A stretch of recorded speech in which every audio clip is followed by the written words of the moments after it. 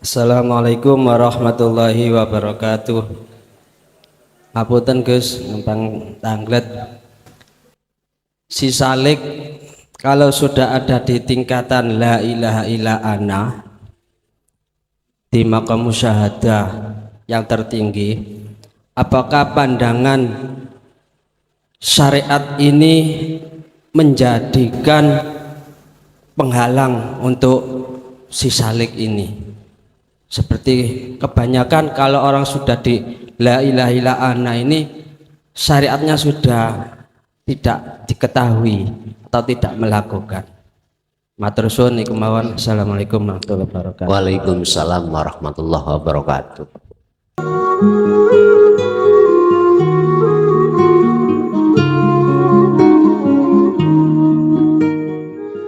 Bismillah, alhamdulillah, la khawla wa la quwwata illa billah, amma ba'da. Hadratul kiram, para alim ulama, dumateng para kiai, sesepuh, bini sepuh, tokoh masyarakat, tokoh agama, wabil khusus jamaah dan warga Perum Krian, wabil khusus asatid wa asatidah, wabil khusus semua takmir Masjid Al-Hidayah, tokoh masyarakat, tokoh agama, wabil khusus Pak Pu ingkang rawuh di sini majelis. Alhamdulillah, dalam kesempatan malam hari ini kita bisa bertemu dan bermuajah dalam rangka ngaji rutin setiap Kamis kedua dalam 1 bulan. Untuk malam hari ini kami akan membicarakan tentang masalah keberuntungan atau kerugian secara rohani di mata Allah. Tapi ada juga keberuntungan dan kerugian secara jasmani, itu ada kaitannya dengan jual beli. Tetapi yang kami bahas pada kesempatan malam hari ini adalah kerugian atau keberuntungan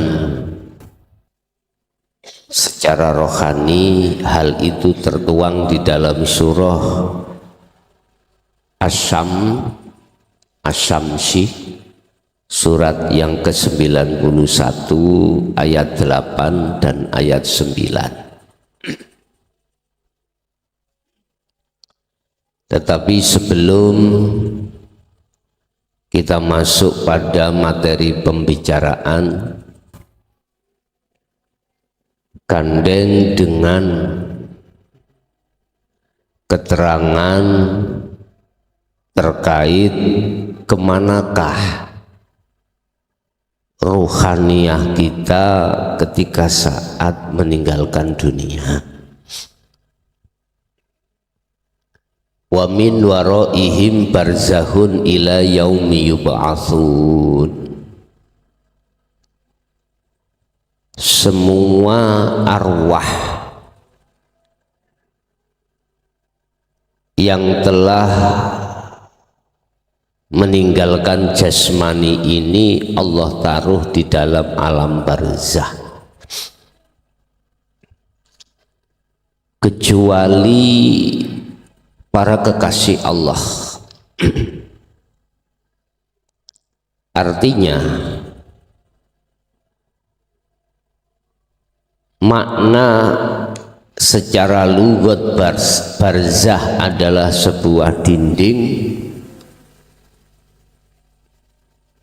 sebagai pemisah antara alam dunia dalam alam dan alam akhirat. Semua barzah, ya, semua arwah yang dimasukkan di dalam alam barzah tidak akan pernah bisa kembali ke dunia lagi atau ke akhirat manakala ila yaumi yub'atsun, sampai pada hari di mana Allah bangkitkan. Berarti setelah hari kiamat. Mengapa arwah itu ada di dalam alam barzah? Sedang apa? Sedang tidurkah? Sedang apalah gunung? Menurut keterangan hukum syariat, di dalamnya arwah itu jamak dari ruh. Kalau ruh itu berarti satu, kalau arwah pirang-pirang ruh. Manakala dia bisa menjawab satu pertanyaan malaikat mungkar nakir, dia ditidurkan Allah tanpa mengalami satu penyiksaan sampai hari kiamat. Tetapi jikalau arwah di situ itu tidak bisa menjawab dari pertanyaan malaikat mungkar nakir, maka dia sibuk dengan siksaan Allah Subhanahu wa Ta'ala. Itu katanya. Lah ngoten nggih. Benar dan tidaknya, oleh karena kita belum mengalami, ya gak ngerti. Iya tah, lagi itu toh. Sebetulnya Bapak Ibu, Anda akan tahu iya dan tidaknya itu ketika saat di dunia. Ruh kita ketika saat di dunia terbelenggu dengan barzah atau enggak, dinding atau enggak. Yang dimaksud dinding di sini adalah penghalang, pemisah, penutup antara ruh dengan Allah. Sehingga di sini Allah katakan dua golongan ruh manusia itu, satu sebagai golongan ahli hijab, yang kedua golongan ahli zuhud. Siapa ahli hijab itu? Ahli di mana ruh kita itu ada penghalang dengan Allah, sehingga meripat atine arwah mau sampai kapanpun tidak akan pernah bisa sampai terhadap Allah. Bahasa sederhana, ruh itu tidak akan pernah tahu bagaimana sih Allah yang sejati itu, karena ada penghalang. Kaifa yutasawwaru ayyuh jubahu, hetah apa mungkin Allah itu bisa ditutupi oleh kertas syai' dengan dirimu. Lah Allah itu lebih dekat dari kertas. Iki kertas misalkan ya, iki kulla syai', artinya bisa dikatakan syai', sesuatu, katakanlah kertas. Apa mungkin Allah itu bisa ditutupi dengan kertas terhadap dirimu? Lah Allah itu lebih dekat terhadap dirimu daripada kertas. Ya mboten saged. Tetapi mengapa kita tidak mengerti? Kemarin saya bahas di Ponorogo. Itu makalah dalam kitab Hikam 15-25. Berhubung meripat hati ruh itu nggak ada cahayanya, maka nggak akan pernah tahu. Dan atau ruh itu tidak melihat Allahnya tapi melihat kertasnya, otomatis tidak akan pernah tahu tentang Allah kang sejati itu. Bapak Ibu hadirin,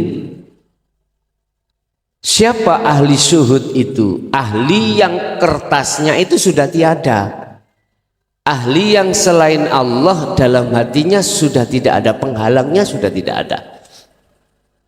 Sehingga dimanapun dan kapanpun ruhnya ahli syuhud, dindingnya berhubung penghalangnya sudah tidak ada ketika saat di dunia, maka ketika saat mati pun dia tidak terhalangi dengan sesuatu.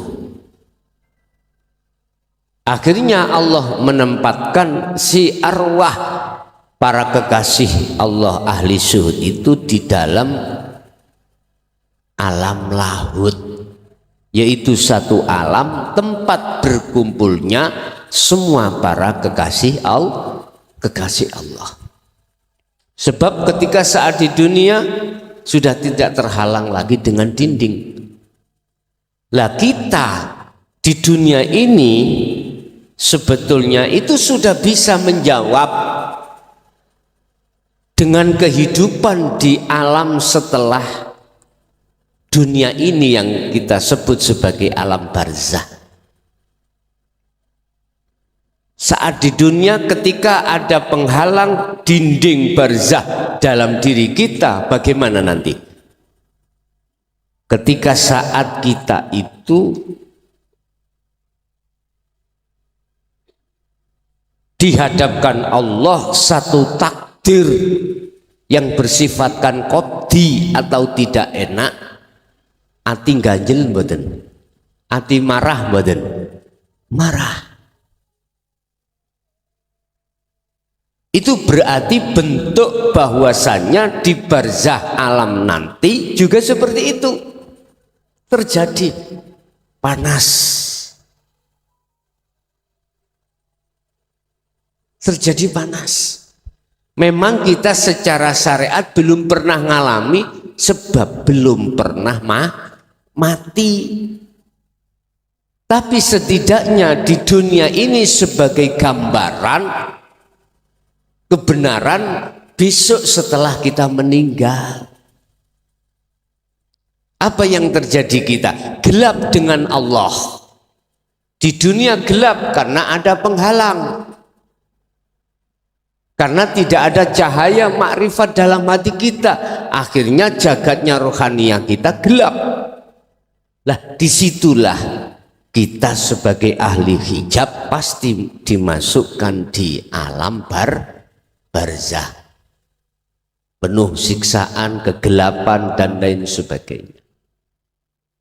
Tapi berbahagialah mereka saat di dunia ketika barzahnya, dindingnya, hijabnya, penghalang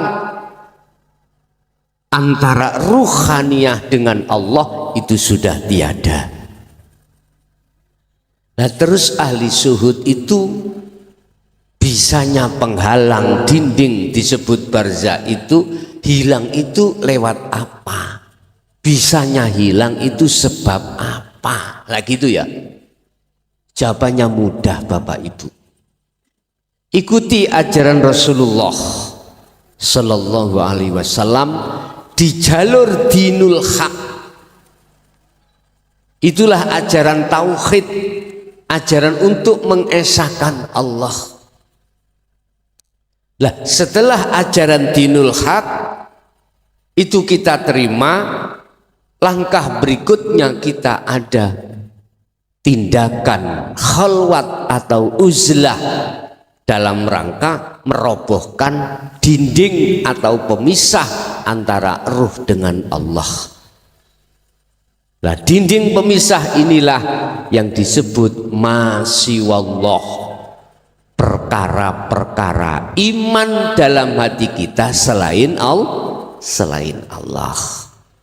Jadi iman selain Allah nanti akan dengan sendirinya sedikit demi sedikit akan hilang dalam hati sampean.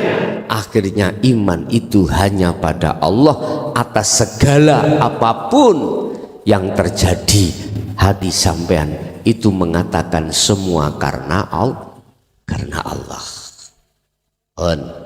Oleh sebab itu berfikirlah, ya ayyuhannas, berfikirlah hai manusia tentang kehidupan setelah di dunia.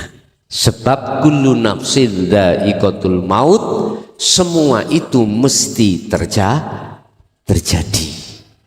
Kematian itu semua akan mesti terjadi.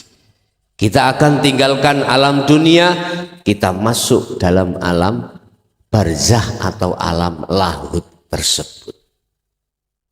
Begitulah mungkin sebagai muqaddimah kami untuk mengingatkan hati kita masing-masing tentang masalah kehidupan tentang masalah kehidupan setelah kita ada di dunia. Kita pun tidak tahu umur kita tinggal berapa, sisa berapa. Semua yang tahu hanyalah Allah. Oleh sebab itu manfaatkanlah waktu ini untuk lekas merapat kembali kepada Allah Subhanahu wa ta'ala. Bapak Ibu hadirin jamaah rahimakumullah. Kita masuk pada materi surat ke-91, yaitu surat Asy-Syamsi ayat 8 dengan ayat 9 yang membahas tentang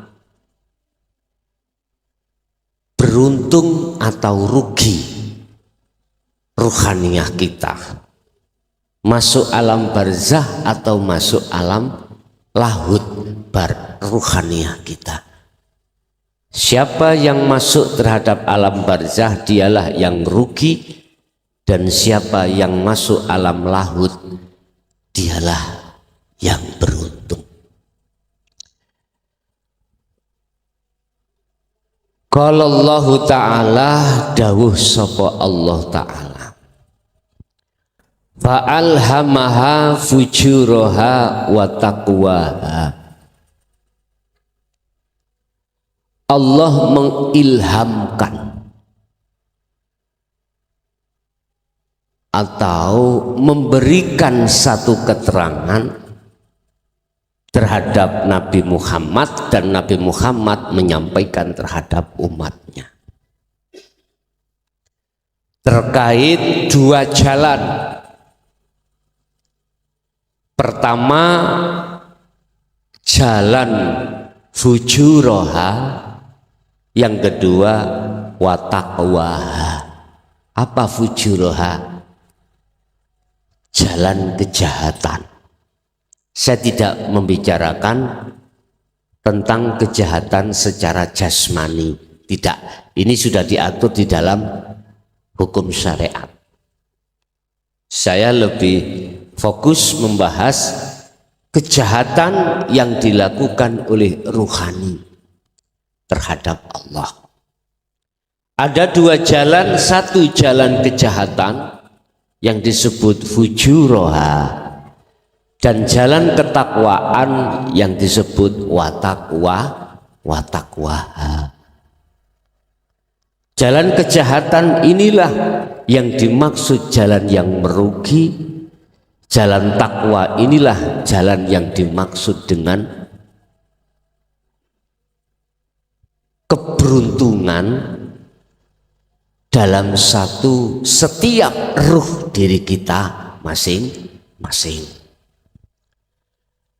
Mana yang dikatakan ruh yang melakukan kejahatan pada Allah, dan mana ruh yang dikatakan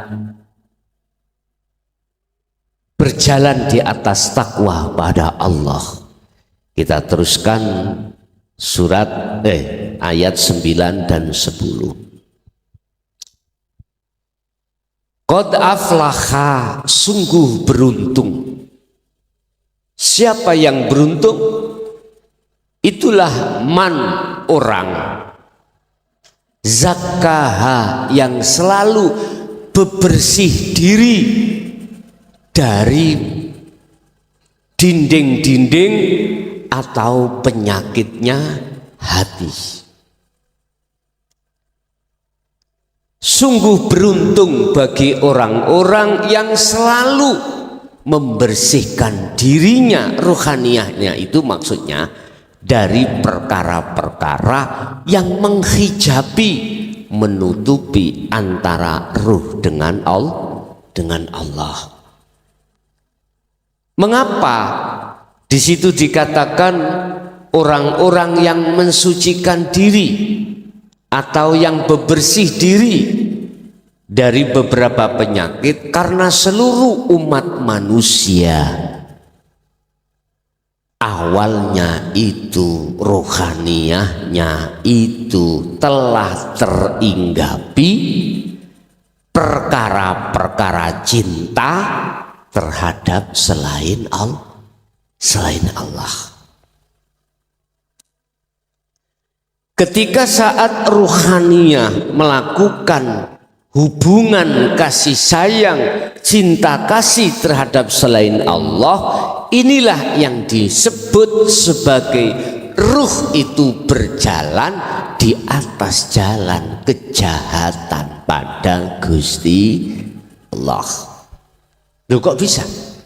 Iya, karena kita seluruh ruh umat manusia sebelum di dunia ini, Bapak Ibu, sudah ada kontrak politik MOU terhadap Allah.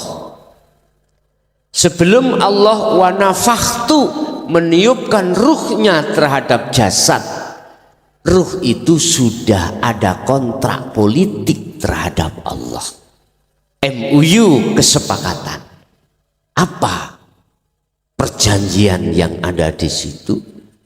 Tidak akan pernah menyembah, memuja, memuji, bercinta ruh itu terhadap selain Allah. Artinya bala syahidna, ruh itu hanya bercinta pada Allah. Ketika saat menjelang akil balik, barulah ruh kita itu, Bapak Ibu, mulai bercinta, mengadakan hubungan perselingkuhan terhadap selain Allah. Dalam ayat Allah katakan, wa zuyyina linnasi hubbus syahwa minan nisa wal banin wal qanatiril muqantarah. Ada 3 hal yang kita cintai di dunia ini, Bapak Ibu. Ruhaniah melakukan hubungan cinta kasih terhadap selain Allah itu ada 3 hal. Pertama adalah garwo, suami istri, iki ruhaniah. Kedua adalah banin, anak. Ketiga adalah apa yang dikatakan dengan kesenangan dunia, harta benda. Loh, kalau begitu kita nggak usah nikah. Kalau nggak nikah berarti kita nggak punya anak. Kita juga nggak usah kerja, nggak usah macam-macam mencari kebutuhan dunia. Oh, jangan begitu. Bukan itu maksudnya. Silahkan nikah, silahkan punya anak, silahkan mewah duniamu, tetapi jangan pernah masuk di dalam hatimu cintanya itu. Cukup bagi ruhaniyah bercinta hanya pada Allah yang menguasai garwa, istri, suami, anak, harta benda. Sebab itu kalau tidak ada hidup Allah di situ, ya nggak mungkin itu terjadi.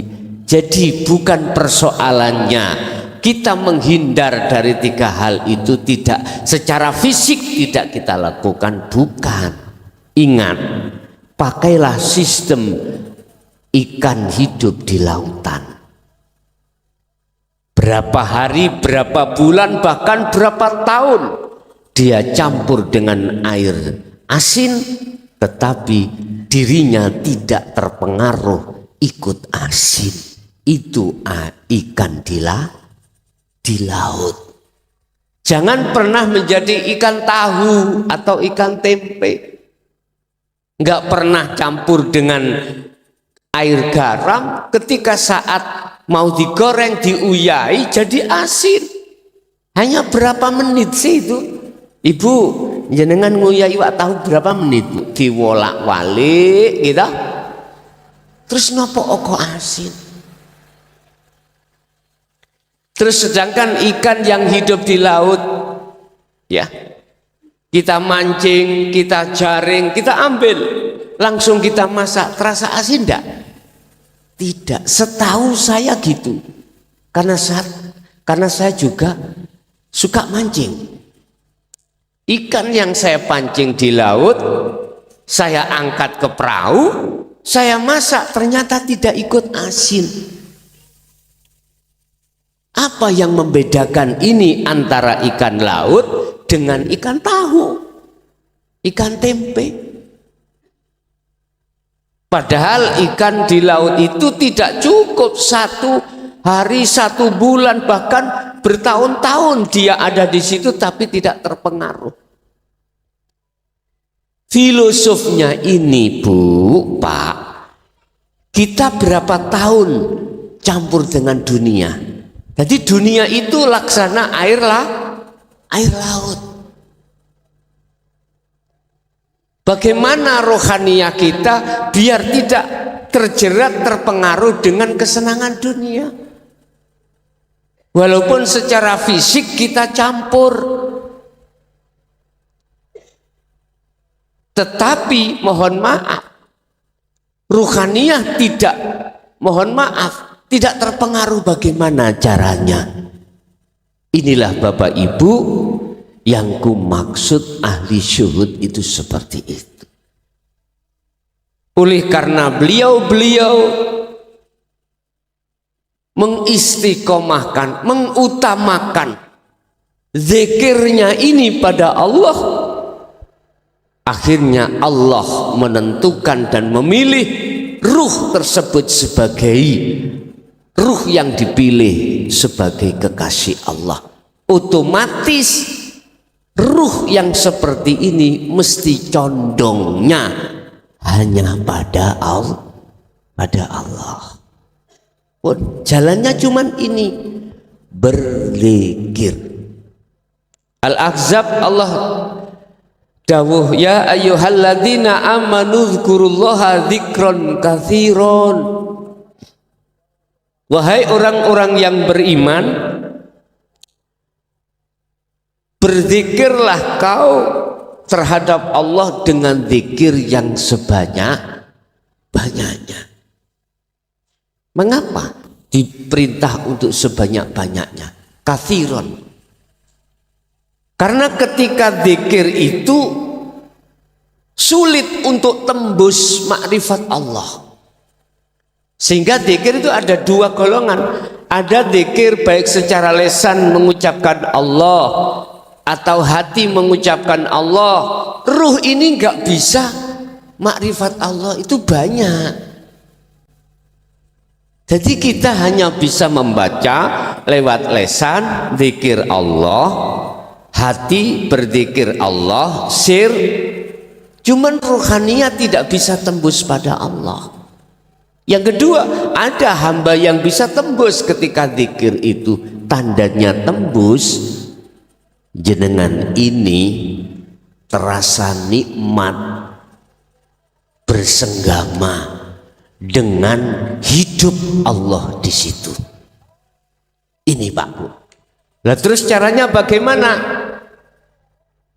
Otomatis kita harus mengikuti sistem dari baginda Rasul. Bagaimana caranya ruhaniyah ketika lesan dzikir, ketika hati dzikir, ruhaniyah itu sambung langsung pada Allah. Ini kuncinya cuman satu. Anda harus mewadifahkan, mengistiqomahkan, menyertakan dzikir sirul asrar di dalam hati panjenengan. Ketika lesan berzikir jahar, ketika hati berzikir siri, ruhaniyah sampai itu harus berzikir sirul asrar, baru bisa tembus itu. Sebab cara untuk membuka alam musyahadah, bertemu terhadap Allah itu di sirul asrar. Zikir jahar kita masih menyebut nama Allah, zikir siri masih menyebut nama Allah. Cuman bedanya kalau jahar itu di lisan dohir jasad, kalau siri itu diucapkan di hati. Bedanya cuman itu. Nah ini kalau tidak disertakan sirul asrar, sampai puluhan tahun pun jenengan berzikir tidak bisa klik tembus sambung makrifat datang Allah Subhanahu wa taala. Sebab sesungguhnya yang dimaksud zikir itu adalah ingat, sadar, ruhaniyah lewat iman bahwasanya semua apapun yang terjadi semata-mata hanya karena hidup di situ. Itulah Allah Subhanahu wa taala. Fa aina ma tuwallu fasamma wajhullah. Dimanapun yang kau hadapi, di apapun yang kau hadapi, dimanapun kau berada, di situ ada wajah Allah. Maksudnya sang yang berkuasa. Lewat zikir sirul asrar inilah yang akan menyadarkan ruhaniyah kita tentang iman, bahwasanya semua itu yang berlaku, yang berperan hanyalah hidup. Itulah bahasa syariat disebut Allah Subhanahu wa taala. Sirul asrar itu adalah, bisa jadi saya katakan, menggugah ruhaniyah kita yang sedang tertidur lama. Mengajak ruhaniyah itu untuk kembali pada Allah yang sudah sekian lama bertahun-tahun meninggalkan Allah. Maksudnya seperti itu. Inilah golongan-golongan yang dikatakan orang yang mensucikan diri, mensucikan ruh dari perkara-perkara selain Allah, yang perkara selain Allah akhirnya menjadi barzah, dinding atau penutup antara ruhaniyah dengan Allah Subhanahu wa taala. Sehingga disebut qad aflaha, sungguh beruntung adalah man wong zakaha, kang selalu bebersih diri. Karena kita mengatakan bebersih sebab karena terkotori. Ruhaniyah kita terkotori oleh selain Allah, makanya muncul zakaha. Orang yang bebersih diri adalah orang yang meniadakan perkara-perkara dalam dirinya selain Allah. Lewatnya zikir sirul asrar. Untuk ayat yang nomor 10 beda maneh. Ini pilihan orang-orang yang tidak mau bebersih diri. Wa qad khaba man dassaha wa qad khaba, lan sungguh merugi sapa man wong dasaha kang selalu ngregeti atine. Ngregeti bahasa Indonesia mengotori. Sungguh merugi orang-orang yang saat di dunia selalu mengotori jiwanya. Jiwa yang kotor itu jiwa yang bagaimana sih? Kalau kita bicara masjid, tempat jasad kotor itu jasad yang kena telek, kena najis, kena beleduk, oh itu kotor. Kalau kelambi itu kena apa kuno kotoran, mudah cara mensucikan ini. Kita masukkan aja lah mesin cuci nek cara sekarang ibu nggih, nggak soro-soro mesin cuci dikasih Baiklin atau dikasih apa gunung, tapi tidak terlepas dari air. Lah ketepatan air pada malam hari ini air santri ya, air santri ini dari perusahaan dari teman-teman Nahdien menyehatkan katanya gitu. Nah, ngelak ngombe jadi hilang ngelak gak promosi aku enggak kan enggak terlepas orang bersuci mensucikan baju terlepas dengan air enggak mungkin. Airnya juga begitu, tidak boleh air kotor, harus air yang bersih.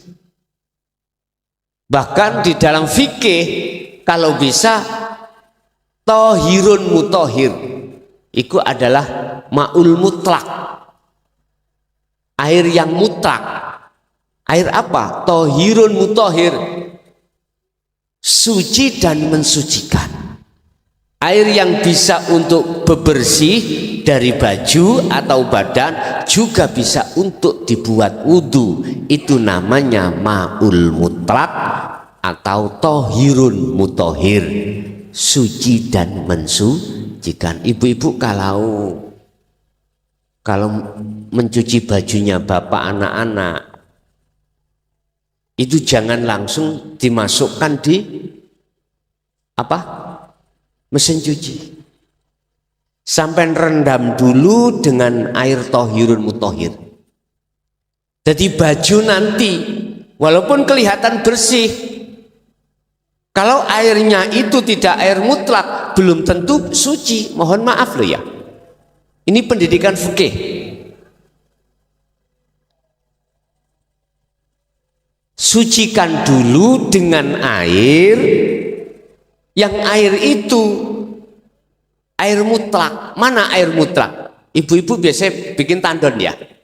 Oke, bikin tandon di atas biasanya, atau langsung dengan air sanyu. Jadi baju yang sebelum panjenengan masukkan di mesin cuci, basahi dulu, kelocor dulu. Dan atau sampean masukkan bak yang besar, jeding yang besar yang lebih dari 2 kolak, sampean masukkan nggak apa-apa. Kalau ini sudah suci, belum bersih loh ya, belum bersih, sudah suci dari hadas, baru jenengan masukkan mesin cuci. Ini cara untuk kita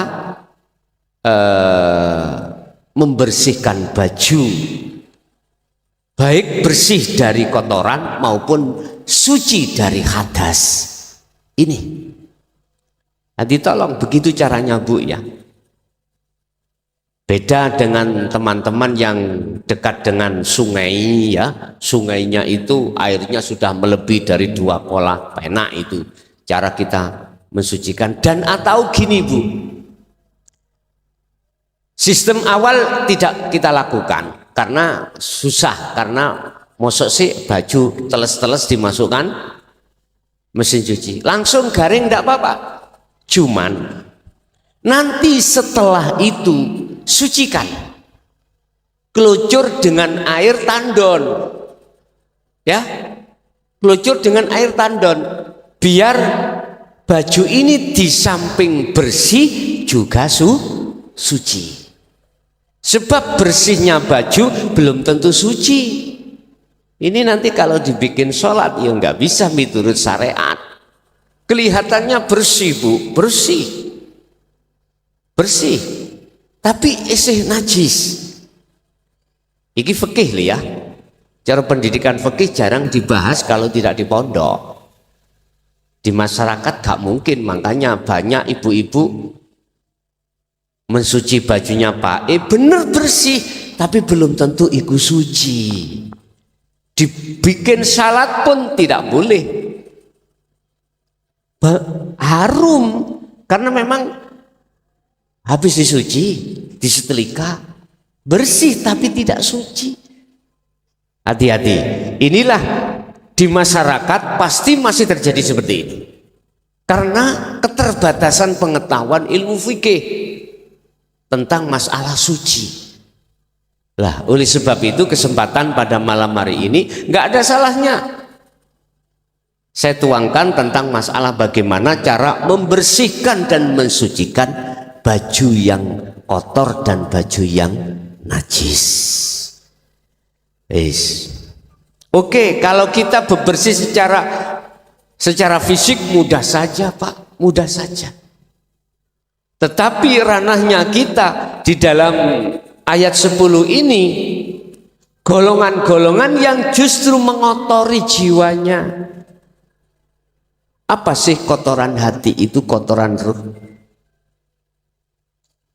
Khatamallahu ala qulubihim wa ala sam'ihim wa ala absarihim. Tutup kuncinya hati itulah yang Allah katakan dalam ayat fi qulubihim maradun fazadahumullahu marada. Dalam bahasa dunia kedokteran, marad disebut penyakit. Dalam bahasa bersuci, al-awrath, perkara-perkara yang mengotori ruhaniah kita. Apa itu? Hubbus syahwah. Kesenangan hati ruhaniah ini terhadap kesenangan kehidupan dunia. Bentuknya apa kesenangan kehidupan duniawiyah ini? Allah tadi katakan garwa, anak, harta benda. Ini perkara al-awrath, perkara yang mengotori hati. Wa qad khaba man dassaha, ada golongan yang berjalan di atas jalan yang jahat terhadap Allah. Ruhaniah itu adalah golongan yang selalu mengotori jiwanya, mengotori ruhaniahnya dengan kesenangan kehidupan duniawiyah. Ini siapapun akan terjadi Pak Bu. Sejarah kita akan terjadi seperti itu. Jenengan itu orang Islam atau gairul Islam mesti ngalami proses terlebih dulu seperti ini. Tinggal pertanyaannya, pilih yang mana? Mati dalam keadaan kotor akhirnya masuk barzah, ataukah mati sebelumnya sudah keadaan fitrah jiwa ini, ruhania ini, akhirnya masuk laut. Terserah panjenengan milih yang mana. Fa'alhamaha, Allah sudah mengilhamkan dua jalan ini terhadap umat manusia. Tergantung umat manusia ruhnya pilih yang mana. Silahkan. Keputusan ada di dalam diri Anda masing-masing. Ingat Bapak Ibu, kalau kita bicara biang kerok secara proses, karena nafsu dalam diri kita lah yang membius terhadap hati kita, rohaniah kita, supaya bersukaria dengan selain Allah. Alladzi yuwaswisu fi sudurinas. Dialah nafsu yang selalu membisikkan ruhaniah sampan ini lewat kesenangan dunia, seakan-akan dibikin kesenangan dunia itu sesuatu yang paling berharga, sesuatu yang kekal, sesuatu yang paling penting. Allah ya Karim, Allah juga mengingatkan ad-dunya mataul ghurur. Kita juga diingatkan atas biusan nafsu itu. Allah mengingatkan kita dengan jelas, kesenangan kehidupan dunia itu semata-mata pada dasarnya menipumu. Ini jangan diartikan, oh kalau gitu kita tidak usah kerja, kita nggak usah nikah, nggak usah punya anak dan sebagainya. Oh bukan begitu, jangan diartikan itu Bu. Itu mah wajib, karena ini hubungan jasmani. Lah yang dimaksud ad-dunya mataul ghurur, kesenangan dunia itu adalah menipu terhadap ruhaniah, bukan jasma. Kita ngaji kalau nggak ada salon, kita beli salon nggak ada uang, bisa nggak? Ini proses. Ini faktor ya, adanya salon, sound system ini. Kalau kita nggak punya uang, ngomong bahasa syariat, bisa belikah kita? Ini berhubung untuk fisabilillah. Kalau Allah katakan di dalam Al-Quran, pergunakan anak, istri, harta bendamu berjalan di atas jalan Allah, di atas jalan Allah. Sekarang tak kupas, istri kita ajak berjalan di atas jalan Allah bagaimana? Ajarkan terhadap anak dan istri untuk kembali pada Allah. A'rif nafsaka wa auladaka wa azwajaka billah. Kenalkan anak istrimu terhadap Allah. Atau bisa saya artikan, ajak anak istrimu kembali kepada Allah. Pada Allah. Iki khitobe mukhotabnya terhadap seorang suami, karena ar-rijalu qawwamuna 'ala nisa. Suami adalah pemimpin dari keluarga itu, termasuk istrinya. Wa qala aidan ku anfusakum wa ahlikum nar, jagalah dirimu, anak, istrimu, keluargamu dari siksa api neraka. Apa maksudnya? Ajak kembali ruhaniahnya pada Allah. Otomatis harus masuk di jalur rel yang pertama, mang. Qad aflaha man tazakka. Jalan takwa itu. Dunia bentuknya apa kita ini? Dijadikan berjalan di atas jalan Allah. Peruntukkan semuanya itu untuk jalan menuju pada Allah. Faktor contoh, mohon maaf, apa yang dibutuhkan anak dan istri dalam rangka ruhaniyahnya itu kembali pada Allah. Harta itu jadikan seperti itu. Sama juga kita jadikan sebagai fisabilillah, jalan ngaji seperti ini. Ini termasuk fisabilillah. Kalau kita, mohon maaf ya, siapa sih nggak pingin soge? Ayo ngajungoh. Nggak ada orang itu dalam arti di dunia itu melarat pada umumnya loh. Saya pada umumnya ada istisna, tapi ada terkecuali. Ada terkecuali. Semua kita manusia nggak ingin sakit, nggak ingin pailit, nggak ingin miskin, cara kerjaan nggak ingin mundur, bahkan tambah maju semua. Tapi tolong jadikanlah semua apa yang dititipkan Allah, jadikanlah itu semata-mata untuk Allah. Artinya untuk berjalanmu di atas jalan Allah, di atas jalan Allah. Kalau kami tarik dari sisi hakikat, jadikanlah apa yang dititipkan Allah, anak, istri, harta benda itu selalu kebutuhan berjalan di atas jalan Allah, di atas jalan Allah. Jenengan mriki ngaji untuk mengenal dinul haq tidak terlepas tumbas bensin. Nggih mboten? Nggih. Gak mungkin lah umur 70 dari Krian kota sana ya, pasar melaku nggawa teken. Lah mbah gak duwe duit gitu bensin melaku kelakon. Nah kira-kira zaman sak mangke mboten kelakon. Maka apa yang dititipkan Allah terhadap kita terkait 3 hal itu, jadikanlah untuk berjalan di atas jalan Allah, di atas jalan Allah. Aku takut Pak Bu nyaman nggih ndamel salon ngeten iki timbang sing dhisik? Nyaman.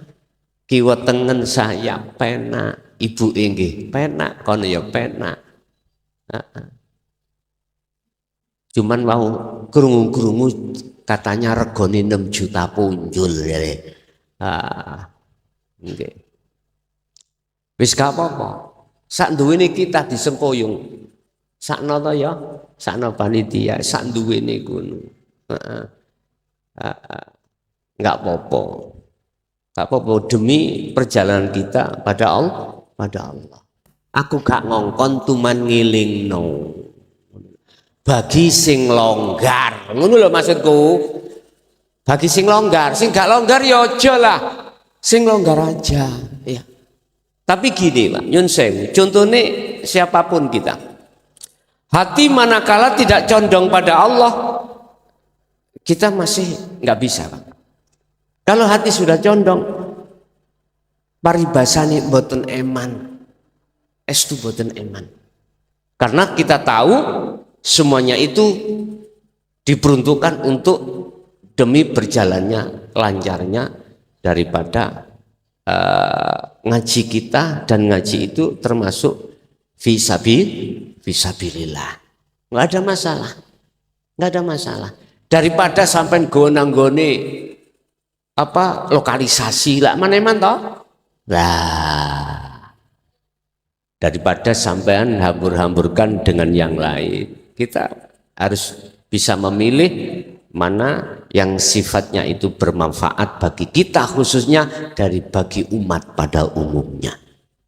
Begitulah mungkin sekilas info ya. Pun kembali kepada saya juga mengingatkan pada jamaah-jamaah di luar sana yang lain ya, di daerah manapun ya, sama mendengarkan. Faktor utama kita rutinan itu sound system, memang sound system ya, sound system. Makanya bagi yang sudah rutinan di luar sana yang kelihatannya belum punya sound system, ya wis, daripada nyewa terus mengeluarkan uang, langsung beli aja. Nggak punya uang, ada gaden ya, ada Pak saya punya sertifikat, nggak apa-apa, bawa aja. Nggak penak toh lah. Tak awali dari saya, harus memang kalau memang nggak ada solusi, aku punya sertifikat kok, bendino nganggur, SK juga ada, iya, SK ada, SK kepala desa ada Pak, nggih, niku 200 melajeng niku, nggih, saya sudah pernah ditawari oleh salah satu bank 200 melajeng, 200 masuk, Lho nek pancen dibutuhno monggo. Saya siap kok. Di daerah manapun ya, yang ada rutinan belum ada fasilitas sound system, ya, udah beli aja, nggak punya uang ngomong kok. Gitu aja, repot kok. Gak repot toh. Mboten kula mboten repot belas. Lah, namanya sertifikat nek gak di sekolah no iku gak pinter. Nggih bodoh sertifikat kula ning omahe bodoh. Pol bodoh nih. Nggih. Mboten nggih ngenteni sing butuh mawon. Tapi urusan umat bukan urusan pribadi. Ngeten manfaatnya terhadap umat monggo sak kersa. Gus sampai sing nyicil gak apa-apa. Masih aku sing nyicil, gitu ya. Mboten masalah. Sing penting jamaah iki ngaji salone dirungokno penak. Ngoten lho. Salone dirungokno penak tur yo nyaman. Anteng sampean.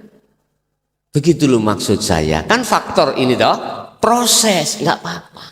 Terus ada yang jawab gini, Gus masih suaranya geratak-geratak yo karena Allah, penak yo karena Allah.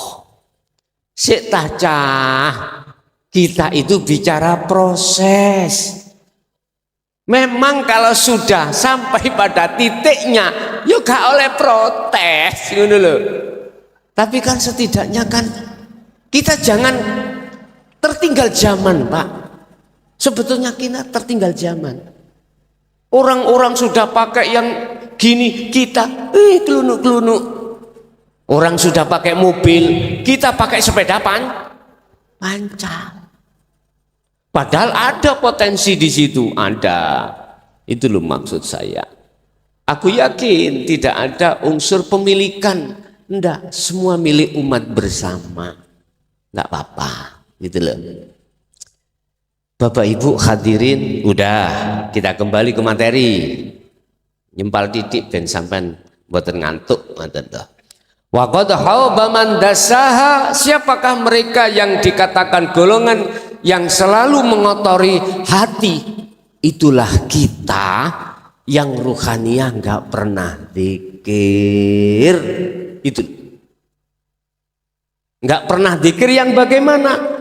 Zikir yang untuk menyadarkan rohaniah bahwasanya semua apa yang terjadi semata-mata karena Allah. Akhirnya apa? Kita akan mengadakan iman selain Allah dalam hati. Itu pasti. Ada iman selain Allah yang berperan, itu pasti, Pak. Sekalipun kita itu sudah sering berzikir secara lesan jahri, berzikir secara hati sirri, tapi tidak didorong disertakan sirul asrar, otomatis ruhaniah kita belum bisa tembus terhadap Allah. Kalau belum tembus pada Allah, maka kita belum masuk di dalam ayat millata Ibrahim Hanifa, ruhaniah yang condongnya imannya hanya pada Allah. Kita belum masuk di situ. Inilah golongan kita yang dikatakan ayat 10, qad khaba man dasaha. Pertanyaan kula, sampai kapan perilaku ruhaniah ini kita sudahi? Sampai kapan? Sedangkan satu sisi kita tidak pernah tahu kapan kita meninggal. Gak tahu. Makanya Allah merahasiakan tentang kematian itu supaya manusia itu lekas kembali pada Allah, tidak yang muda, tidak yang sehat, tidak menunggu tua, tidak menunggu sakit. Tapi kebanyakan orang itu eling nang Allah iku nek wis kolep. Sehat iki nek wis loro nemen stadium 4 wis baru kasep cak ngoten niku. Kasep. Kadang kita masih muda tidak mau nunggu tua-tua runtuh-runtuh baru Sampeyan tingali ning Ponpes Miftahul Ulum Jaya Baru. Apa kok wis tuwek-tuwek? Karena ngerasa nek katene mati. Lah wis wajar ngono iku wis tuwa. Coba kok sing nom-nom ngene. Makanya salah satu hadis Rasulullah, besok itu ada 8 asnaf, 8 golongan yang mendapatkan payungan dari Allah, mendapatkan payung rahmat dari Allah. Salah satu diantaranya adalah pemuda yang selalu jiwanya diperuntukkan di dalam masjid. Si nom soboni ning masjid. Duduk jasad itu maksudnya. Ruhaniyah itu selalu di Baitullah, selalu condong ing ngersane Allah. Si nom tapi wis gelem nampa dinu tauhid, terus laku kholwat dzikir, itulah arek nom sing selalu sobo. Bahasa Indonesia sobo iku apa? Sobo ning masjid, bahasa Indonesia ngelibet ning masjid, selalu berada di masjid. Itu cara babakan jasmani ya masjid bangunan iki, Pak. Nek rohani duduk masjid niki, duduk bangunan niki. Masjid itu ning ati sampean. Baitullah, bait umpama tak tulis ya.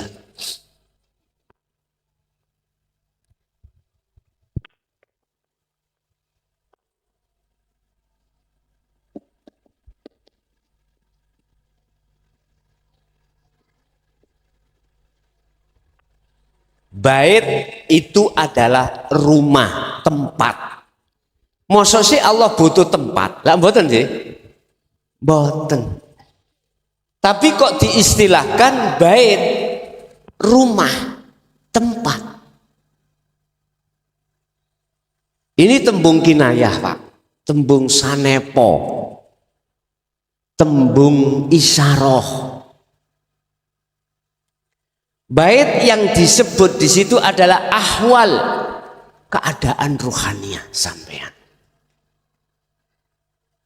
Keadaan ruhaniyah manusia ada 2. Ruhaniyah ini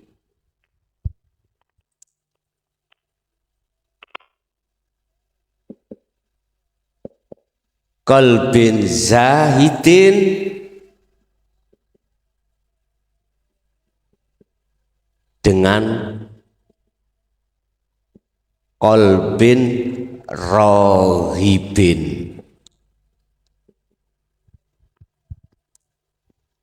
Keadaan ruhaniyah manusia ada 2. Hati yang condong pada Allah, zahidin, ya, hati yang bersukaria, bercinta pada Allah. Otomatis dia nggak akan melepaskan zikirnya. Karakter kebiasaannya itu selalu zikir. Zikir yang kami maksud adalah sadar hati bahwasanya semua apapun yang terjadi hanya semata-mata karena Allah. Atimu ngrasa ngono, atimu iman teng mriku, itulah yang kumaksud zikir di sini. Biasanya didorong dengan zikir sir diucap di lisan Allah, sir diucap di hati Allah, jahar diucap di lisan la ilaha illallah atau Allah. Boleh. Zahid. Lah disitulah keadaan itu disebut bait, rumah Allah. Kalau bahasa syariat rumah Allah masjid ya. Oh Allah nglibet ning jero, ngono piye? Padahal di dalam dan di luar masjid juga ada Allah. Bahkan loh Pak, mohon maaf, dilokalisasi loh. Bagi ahli syuhud, si Zahid ini yakin kalau di sana juga ada Allah. Kalau tidak ada Allah nggak mungkin bisa terjadi seperti itu. Loh gitu loh. Hati beliau-beliau itu ada di situ. Wis. Keadaan yang ada dalam hati jenengan kalau itu tergolong mingkol bin zahidin, maka disitulah Anda tahu, mengerti, sudah ketemu, sudah masuk masjid hakikati, Baitullah, rumah Allah. Jadi masjid di dalam ruhaniyah sampai niku tak terbatas, Pak. Besarnya juga tidak terbatas, tingginya juga tidak terbatas. Kalau masjid niki terbatas, Pak, pirang meter iki ya lho. Berapa ini? Ada 20 lebar. Lebih, yes 350 lah. 50 kali 50. Terbatas. Jagat dunia ini terbatas. Masjid juga terbatas. Tapi masjid Baitullah dalam ruhaniyah sampean tak terbatas. Sampai ngumeti sedino lho, gak mampu melaku. Mumet melaku lho. Atau enggak melaku lah, nggak sepeda motor sampai pegel gak ketemu sampean. Tak terbatas Baitullah di situ. Yang kedua, karakter kebiasaan jiwa manusia adalah yang nomor 2, mingkol bin rahibin, hati yang condong suka terhadap kesenangan dunia. Nek ngene iki hitung-hitungan, Pak, wis jelas. Hitung-hitungan. Kulaan 50 ya kudu badi, dukuri 50 kudu swidak, atau iku hitung-hitungan. Memang duniawiyah.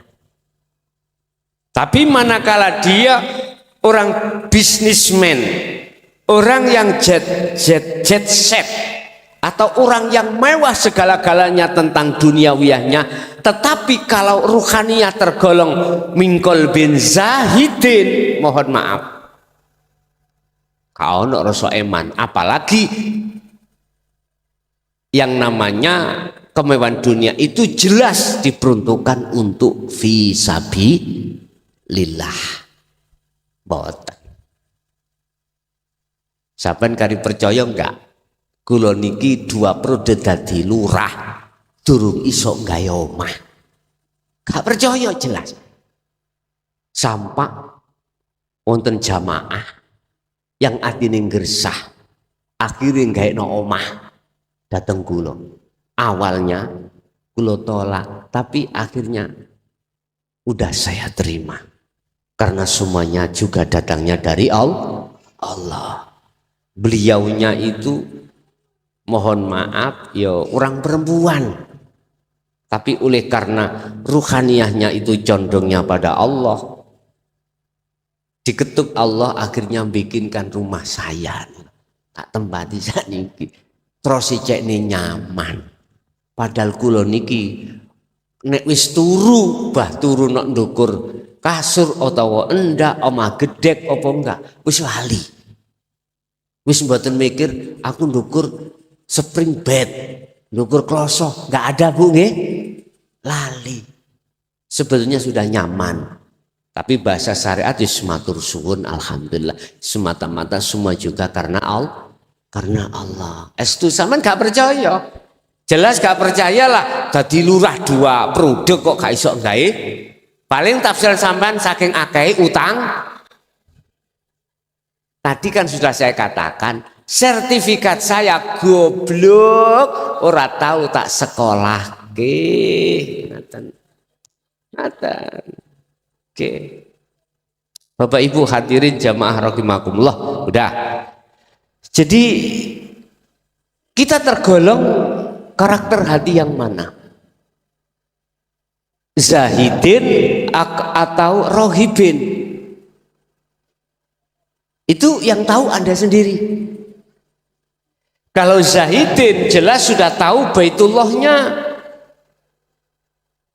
sudah tahu, sudah tidak bisa diragukan, Pak. Nasib sampai ikut setelah mati bagaimana sudah tidak diragukan. Zalikal kitabul la raiba fi hudal lil muttaqin. Kebenaran yang sudah tertancap di dalam hati seorang yang takwa itu la raiba fi, tidak ada rasa mamang, ragu-ragu ndak. Kalau bahasa kitab Al-Quran, bagi orang yang bertakwa tidak ragu, ini datangnya dari Allah kitab ini. Kebenaran yang Anda terima dalam hati jenengan tentang menyangkut masalah ruhaniyah pada Allah,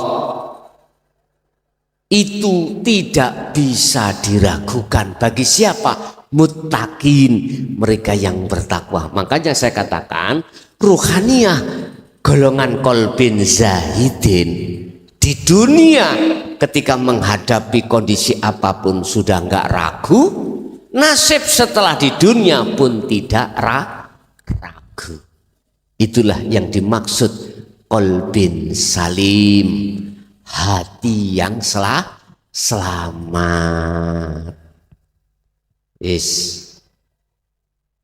Pertanyaan tadi, kalau kita terus mengotori sampai kapan? Kalau itu sudah masuk dalam hati jenengan, pasti akan mencari bagaimana solusinya. Saya ini masuk di dalam tazakka, membersihkan caranya bagaimana.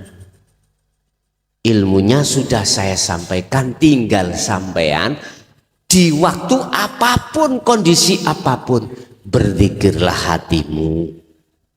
Yang ku maksud zikir adalah zikir yang bisa merobohkan dinding tadi barzah. Itulah adzikru bisiril asrar. Dengan didorong dengan zikir sir, hati keluar masuk napas mencapo Allah sambil ngerasakno sing nglebokno sing ngetokno napas, yo hidup yo Allah itu. Di luar diri jenengan apa yang berlaku, yang memperlakukan, yang memperjalankan, sing gerakkan itu semata-mata adalah hidup. Fokuskan hatimu di situ. Itulah mantazakka, orang yang selalu membersihkan kotoran hati.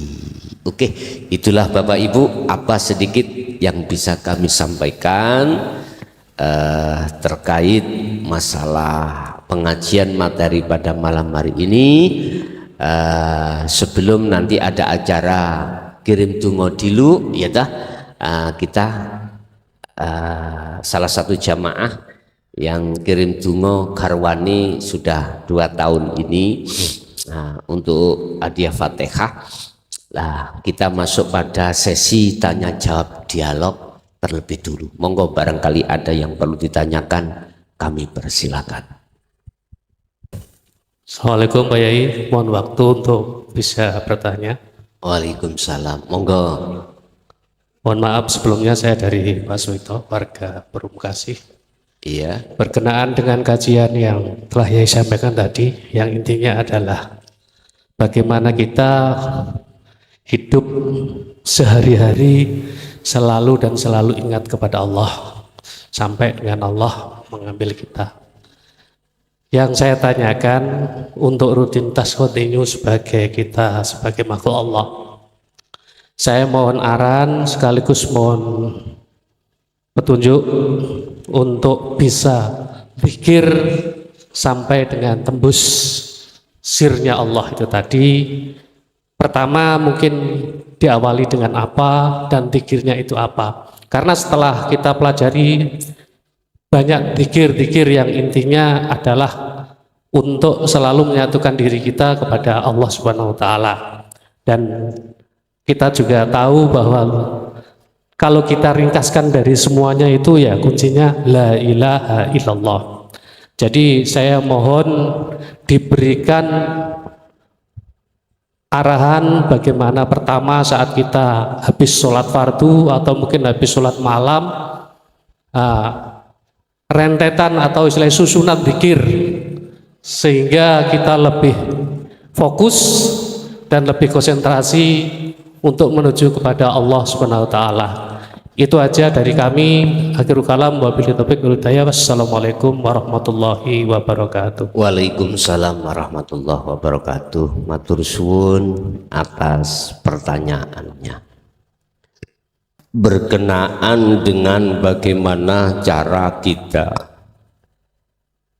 bisa mengumandangkan zikir, yang zikir bisa sampai pada sirnya Allah. Satu sisi kita menjalankan rutinitas sebagai manusia,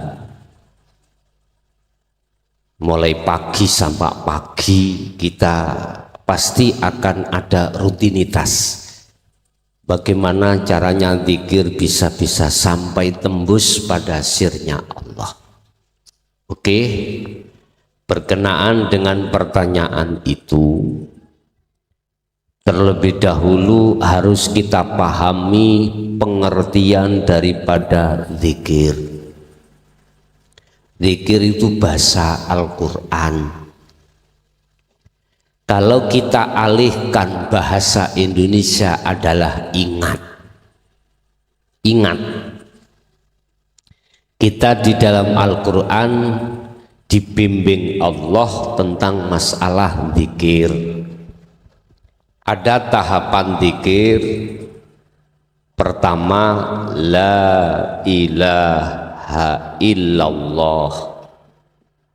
Ada yang dua, la ilaha illa huwa. Yang ketiga ada la ilaha illa anta. Yang keempat ada zikir la ilaha illa ana. Oke, kita bahas satu persatu. Kita kembali dulu makna secara istilah zikir itu bagaimana sih?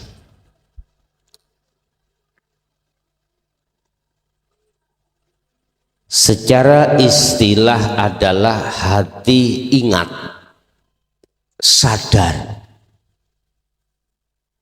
bahwasanya semua apa makhluk ma fis samawati wa ma fil ardi,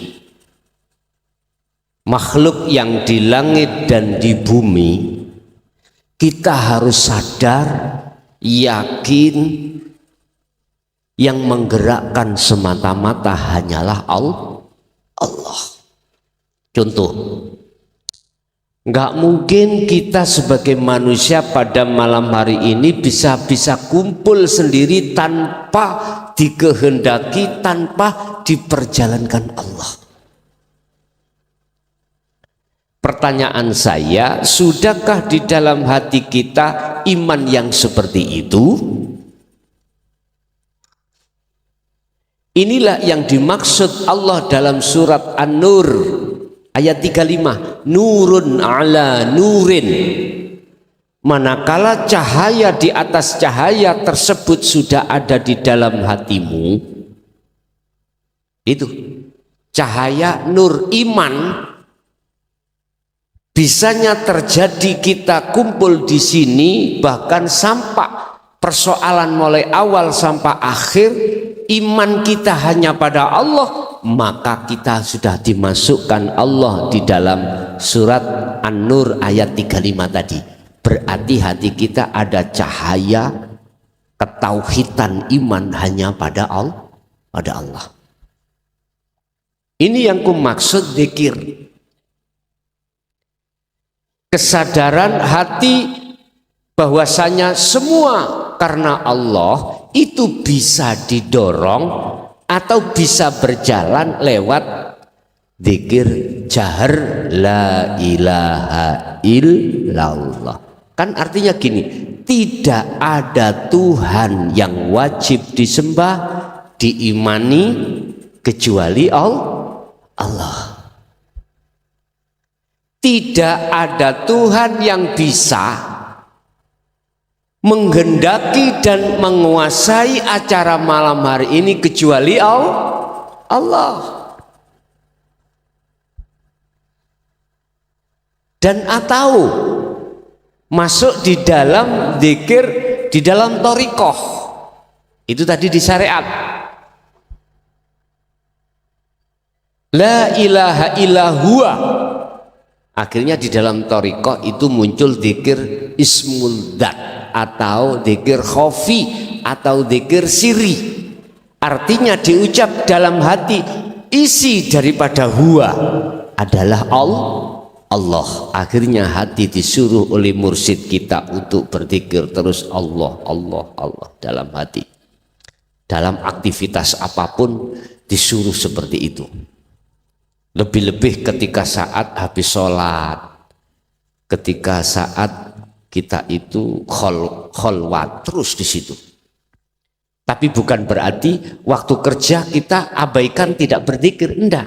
Berzikirlah semampu dirimu ketika kerja, ketika kita aktivitas. Terhadap rutinitas kita setiap hari, bukan berarti kita tidak diperbolehkan dzikir sir atau dzikir dalam hati ketika saat beraktivitas. Tidak.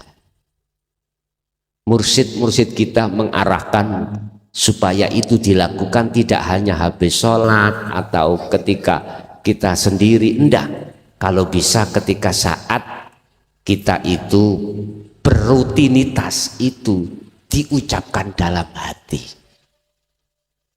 Udah. Terus masuk pada dzikir yang ketiga, la ilaha illa anta. Anta itu kamu itu dekat. Kalau huwa dia itu jauh.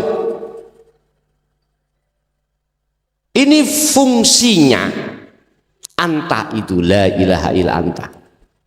Nah, tadi fungsinya la ilaha illa huwa, itu tadi cara memfungsikan, itu tadi diwiridkan dalam hati, dzikir sir. Kalau yang nomor 3 itu disebut sirul asrar. Cara fungsinya memfungsikan itu adalah sadar, sudah tidak mengucap karena sudah dekat di depan kita. Apa? Dengan su'aul basirah. Apa? Meyakini atau merasa bahwasanya semua apa yang terjadi itu semata-mata hanya karena Allah di situ. Inilah Bapak Ibu, muaranya dzikir bisa tembus ada di sini. Ada di sini. Ada di la ilaha illa anta, tapi tidak diucapkan la ilaha illa anta, tapi disadari dengan rasa atau iman. Bila mana munculnya dzikir yang seperti ini, mudah didorong dzikir sir dalam hati. Mengapa tidak? Hal itu tidak kita laksanakan. Harus dilaksanakan. Nanti terakhir muncullah dzikir menurut Al-Quran. Surat Al-Anbiya 25, la ilaha illa ana. Ini sudah ranahnya sudah makrifat ini. Bapak Ibu, kalau tanya tentang masalah waktunya yang baik itu kapan kita berzikir? Kita ikuti teladan Rasulullah. Dibuka di dalam surah Al-Insan ayat 25-26. Rasulullah berzikir atas dasar diperintahkan Allah, wadhkur isma rabbika bukrata wa asila. Pagi sampai sore, Pak. Ini kan waktu rutinitas kita, waktu kerja kita. Itu Rasulullah diperintahkan Allah selalu berzikir. Selalu berzikir. Pertanyaannya, bisakah kita melakukan berzikir seperti ini di sela-sela jasmani kita menjalankan rutinitas? Jangan menjawab angel, susah, berat, jangan. Jangan kau batasi Allah itu. Allah mampu enggak menghendaki hambanya untuk selalu berzikir di tengah rutinitas? Mampu. Sebab innallaha ala kulli syai'in qadir. Cuman kita etikanya terus pegang teguh lewat napas itu berzikir. Itu cara Rasulullah. Pagi sampai sore. Pagi berarti masuknya waktu sholat subuh fajar sodik. Sore yang dimaksud di sini adalah ghurubus syamsi, masuknya sholat maghrib. Itu terus begitu.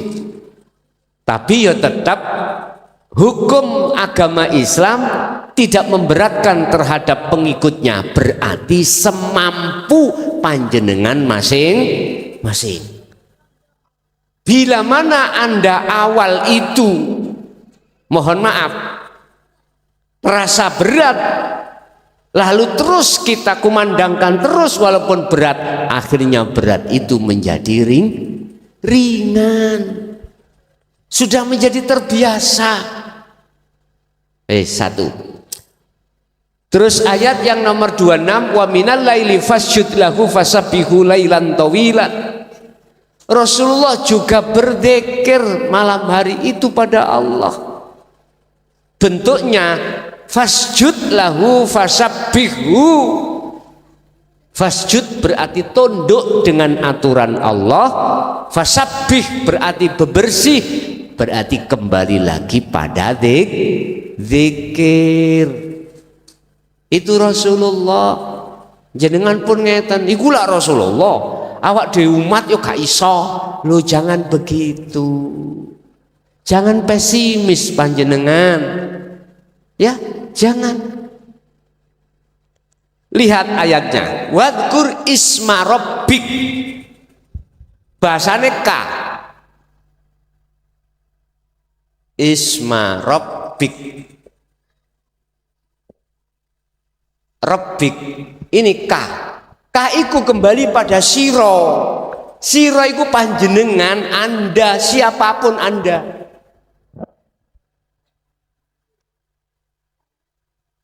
Jadi jenengan jangan pesimis, kecil hati, bahkan putus asa, tidak tembus, mboten, jangan. Walaupun belum bisa tembus, jangan pernah tinggalkan itu zikir, jangan. Sebab bahayanya orang lali pada Allah, lupa pada Allah sebab tidak berzikir, itu lebih bahaya daripada bahayanya orang lalai pada Allah walaupun dia itu zikir. Paham maksud kula? Jenengan zikir tapi gak iso tembus, ya, dibanding ambek jenengan gak zikir gak tembus, lebih bahaya jenengan tidak zikir. Itu loh maksudnya seperti itu. Sebab orang berzikir bisa tembus, itu nggak bisa langsung tembus. Harus saya ja'alullahu ba'da usri yusra. Harus prosesnya soro dhisik. Jenengan ingat waktu zaman jenengan nikah dulu oleh perawan, soro nggih? Soro sampai ndasmu beset kabeh. Karena kandele tutup itu tadi biasa. Loh itu ya ayat Allah. Sama dengan zikir tembus pada Allah juga begitu. Gak mungkin Pak kita bikin rumah bim salah bim langsung dadi sak dukur-dukure. Kita harus mengikuti proses. Kita bikin pondasi dulu, kita rolak, terus apapun itu. Semua itu ada prosesnya masing-masing. Cuman saya katakan, saya kasih pesan, jangan berputus asa atau kecil hati. Bisa, jenengan bisa. Jadi kalau masalah waktu Pak, berarti semua waktu, semua sikon kita harus selalu memegang teguh tali Allah, yaitu zikir. Kalau tanya tentang bagaimana waktu yang baik, kalau saya mengacu pada surat Al-Insan, Rasulullah itu pagi sampai pagi wis dikembalikan semampu panjenengan. Ngaten nggih? Nggih. Ada lagi?